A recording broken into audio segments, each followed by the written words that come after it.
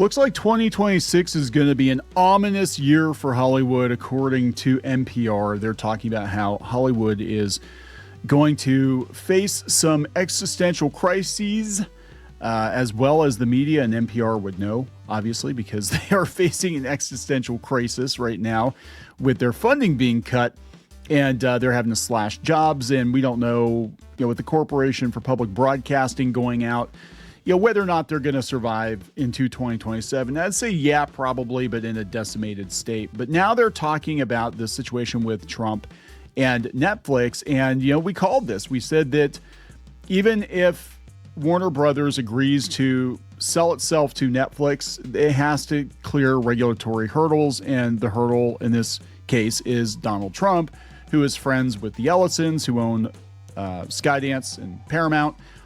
And, he's probably going to make sure that they get it, or try very, very hard to make sure that they get it, because he hates CNN. And I think it really is that simple. I think it's about him not liking CNN very much, and salivating at the prospect of being able to give it the CBS News treatment. That is my personal opinion, but we're going to talk about this. There is no good scenario for Hollywood. There is no more normal for Hollywood after this year, because it would appear that the tech bros have won. The tech bros have completely taken over Hollywood. Either scenario is going to be bad, because there are going to be fewer jobs because of the consolidation of the studios. And again, if you get tech bros, they don't care so much about theatrical windows. They're going to look at things a little bit differently, I think, than a traditional Hollywood studio, right? And I think the unions know this could be one of their last negotiations coming up, because again, things are going to change, and we've seen the rise in pretty quick adoption of AI technology. And what will happen is, if everybody decides to go on strike, they'll just be like, well, it's okay, fire up the chat bot. That's what we're going to do, especially the writers. We got ChatGPT. We can write better shows than the Duffer Brothers with ChatGPT. I'm just saying. So we're going to talk about this situation. Before we get into it any further, please subscribe for more pop culture news, views, and rants, guys. Geeky's sitting this one out. She will be back later today. Go out to more.clownfishtv.com. That's moreclownfishtv.com to get more Clownfish TV. Yeah, we're going to be ramping up things here in 2026, making a few changes. Don't worry, we're still going to be on YouTube. But yeah, it is what it is, guys. So NPR, we're going to talk about this first, and then we're going to get into Trump versus Netflix, which again, we called. We talked about it yesterday. We said, Trump will probably try to throw a wrench into it. And yeah, he's totally going to throw a wrench into it. So NPR has 2026 looks ominous for media, from Hollywood to journalism. The worst thing about today's media environment is that, bad as it is easy to imagine how things will get worse in 2026. Traditional journalism outlets, buffeted on all sides by misinformation, weak need ownership, and a hostile White House will struggle to earn back public trust, even as the need for fair, accurate reporting grows. Well, the reason they're in this position in the first place is they were not fair and accurate. If they were fair and accurate, they would have the audience to carry them through, right? But they don't. Smaller groups of wealthy business people control larger swaths of the country's information ecosystem, pitting their overall corporate interests against the public's desire for accurate journalism, challenging powerful institutions in society. Okay, so this is basically, this guy is a journalist for NPR, and he knows he's probably done this year because the funding has run out. So let's talk about how this relates to Netflix. Now, look, I'm not sure what is going to happen with Warner Brothers. Either way, I don't think it's going to be good. I think there's going to, I think what either Netflix or Paramount will do is they will strip mine the valuable IP, and they will either mothball or sell off the rest of it. So it's going to be all Batman. It's going to be all Harry Potter, and all the other stuff that they've done. They're just going to kind of let it rot or get rid of it or something, I think. And that doesn't matter who buys it, right? So this guy says, no matter who wins the contest to buy Warner Brothers Discovery, the public may be the biggest loser. The largest media deal in recent years involves a tug of war between Netflix and Paramount over the purchase of Warner Brothers Discovery, itself a gigantic media company that's home to the industry's major streamers. one of them, HBO Max, and one of Hollywood's biggest film studios, Warner Brothers, TV's most consistent source of high-quality series, HBO, and one of the news industry's largest brands, CNN. So this is what he's afraid of. They're all afraid that CNN is going to get snapped. As I write this, Netflix seems poised to win, right? And the board at Warner Brothers has rejected the latest bid from Paramount. Either way, the public risks a lot. A Netflix win would combine streaming with about 420 million subscriptions between the two of them, and little indication of how this new company will be managed. Will it pull a Disney and allow its new subsidiaries to mostly operate the way they have been? Are they? Really? As soon as Disney bought Fox, they shut down a whole bunch of movies that were in production. Some of them were almost done. They just snapped them. They're like, yeah, we're not doing this anymore. Or will it insist on short theatrical runs for movies, hobbling the theater industry, leverage its control of production to lower wages for content creators? Yes. And use its control of streaming to raise subscription prices for consumers? Yes. Yes. Yes. That's exactly what they're going to do, right? They're going to raise the prices. They're going to, because they know they've got you. It's like, where are you going to go? HBO Max? Well, we own that too. Right. See, also Disney. When Disney got complete control of Hulu, the prices went through the roof. When we first started our Hulu subscription, we were early cord cutters, and as soon as Hulu had live TV through the internet, we canceled DirecTV and we went with Hulu because it was only like $35 a month, and it had most of the channels we wanted to watch. Right, and then whatever shows we didn't get on Hulu, we would just pay for a la carte or whatever. Buy, like, I think at the time, I'm trying to remember, I think at the time we didn't get BBC America on Hulu, I think. So when a new episode of Doctor Who dropped, I just bought it on Amazon Prime. It was like $2 or something like that. But I was willing to pay that because I was paying like $120 a month for DirecTV. But yeah, they're going to raise the prices. Absolutely. I mean, Netflix is already insane. It's like, what, 20 some dollars, and then they're cutting down on the screen sharing and all that. A Paramount win presents different concerns. So here we go. This is what they're really worried about. But they are right, though, about Netflix with Hollywood, just to back it up a little bit, because Ted Sarandos during the strikes was not too sympathetic. He's like, yeah, we don't care. We're just going to import all of our content from Korea and Japan. We don't really care. They don't have unions over there. We don't care. A Paramount win presents different concerns. Under new CEO David Ellison, the company has already shown a willingness to curry favor with President Trump, who has stated he wants ownership of CNN to change, yes, amid its tough reporting and criticism of his administration, and also repeatedly dropping the ball. See also that MAGA hat kid that got wrongfully smeared by CNN because they had to have a clip to get, to keep their audience happy. Its bid is backed by the personal wealth of Ellison's billionaire father, tech mogul Larry Ellison, an ally of Trump, who also leads a group of investors poised to acquire TikTok. Yeah, they're losing everything, man. I mean, that's the thing. We've gone from one extreme to another. So the far left, I guess I would consider the far left to be not like normal people, but like activists. Like, they had control of all the media outlets. They had control of social media. And all of a sudden, Zuckerberg even is like, before he was like, hey, we got to, rein things in and clamp down misinformation. Now he's like, I love the Trump. Freaking Tim Cook at Apple is like, I love the Trump. They're all like just walking it back. And look, that just shows you where these companies are politically. Like, a lot of people are like, well, they're completely, pickled from, one side of the aisle, whatever. I think they go where they think the money is, and they go where the money is for sure. But I think they also go where they think the money is going to be. And I think a lot of what happened in the last 10 years with the very far left activism and all that, they honestly thought that's where the market was going. They really, for some reason, thought that this is where the general public was.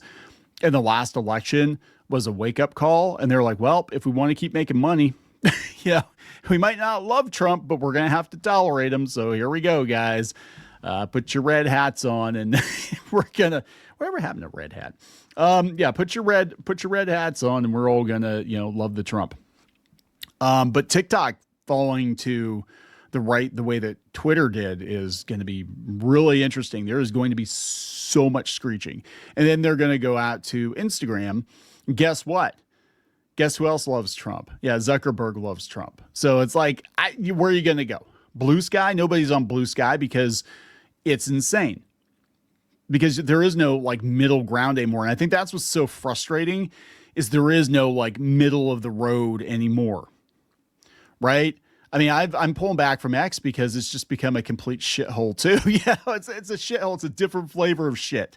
And now it's red shit instead of blue shit, but it's still a shithole. It's all politics. I don't go there and talk politics. I mean, I still go out there to check out video game news or whatever, but I'm not really posting much because a lot of the people that are posting over there are just posting for engagement because now you're getting paid.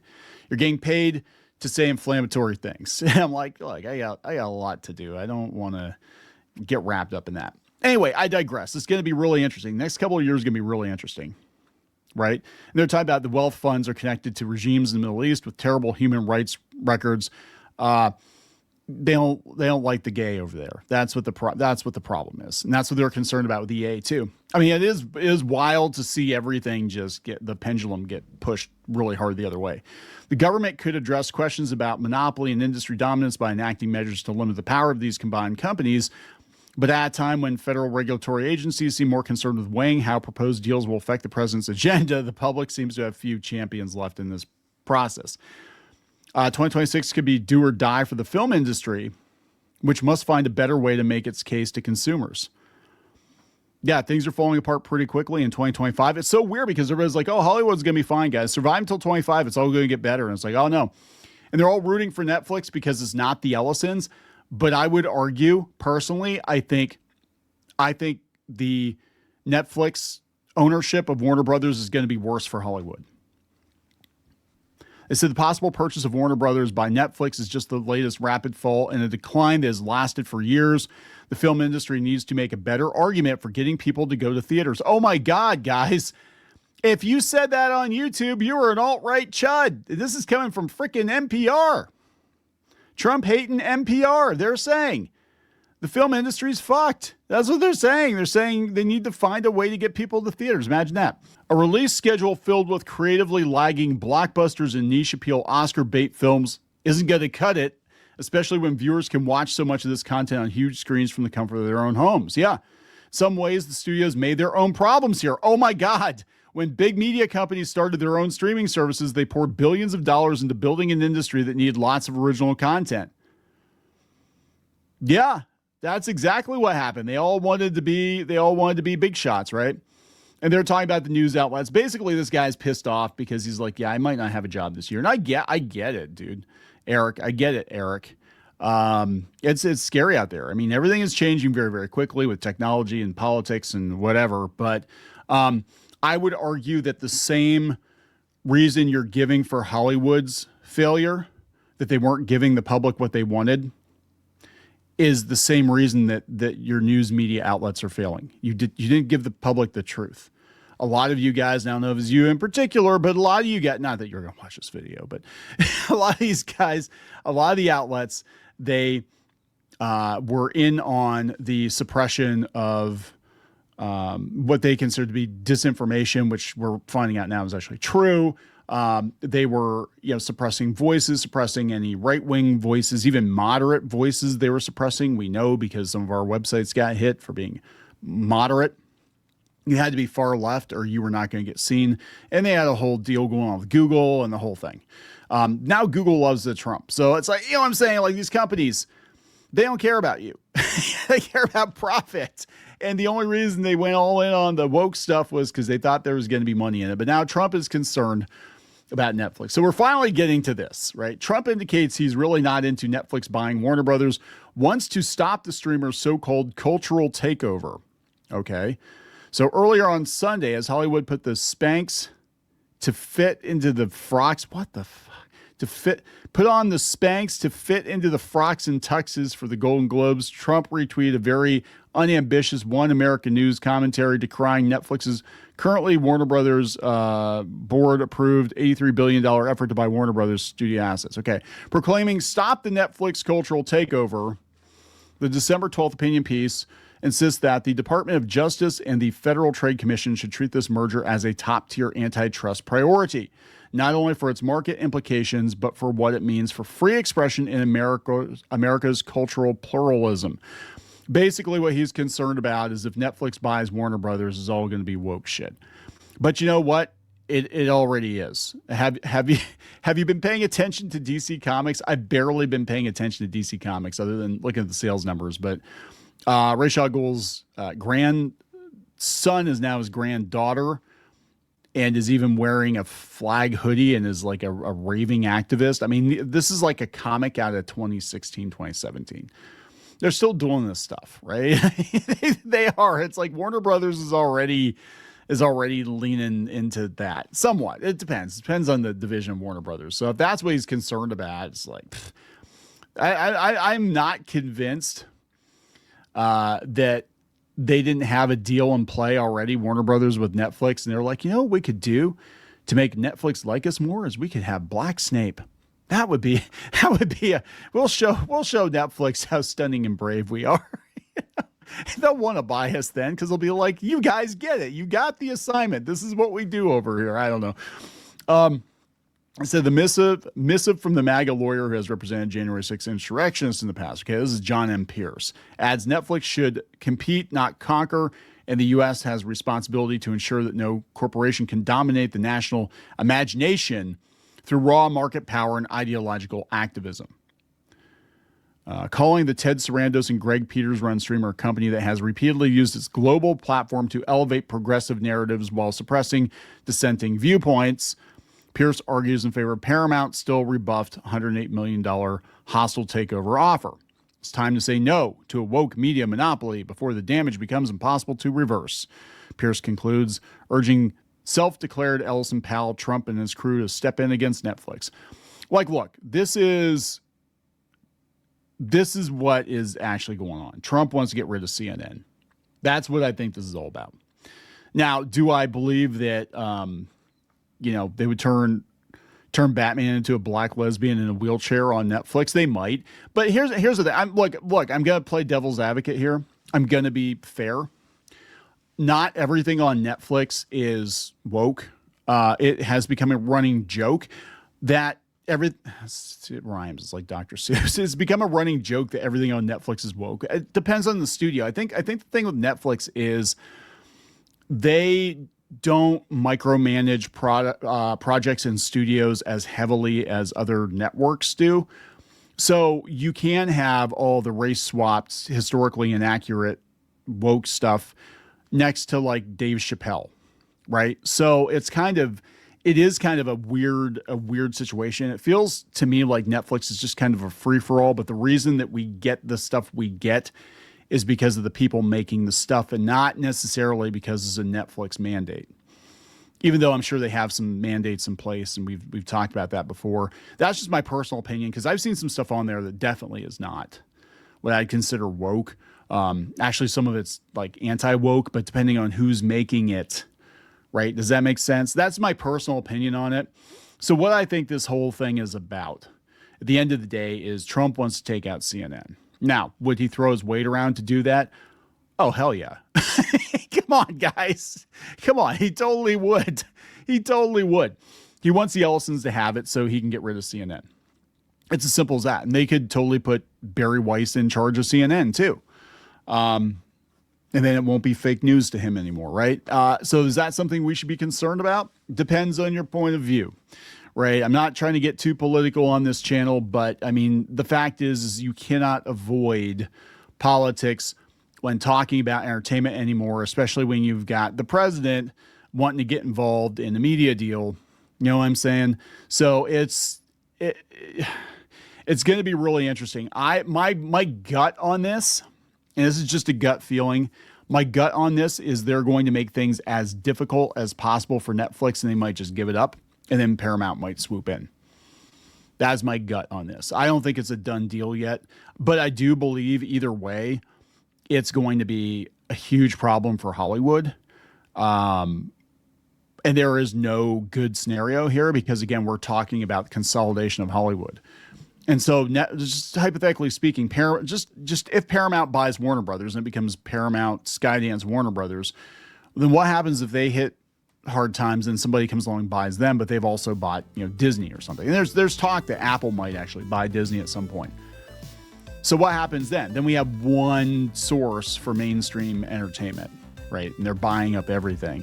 So that's concerning. And this is kind of happening with publishing too, with mainstream publishing. We used to have like 6 major publishing houses, and we're down to like 3 or 4 because they keep buying each other.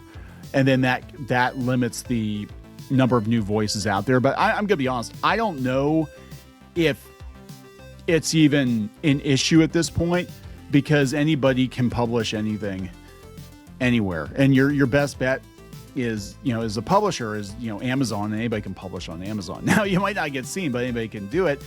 And it's the same with media. Anybody can make movies or TV shows or whatever content that consumers consume, but you're going to have to compete with, the companies like Warner Brothers that have the budgets to throw at it. So it's going to be very interesting. But I think Hollywood knows there's no winning this.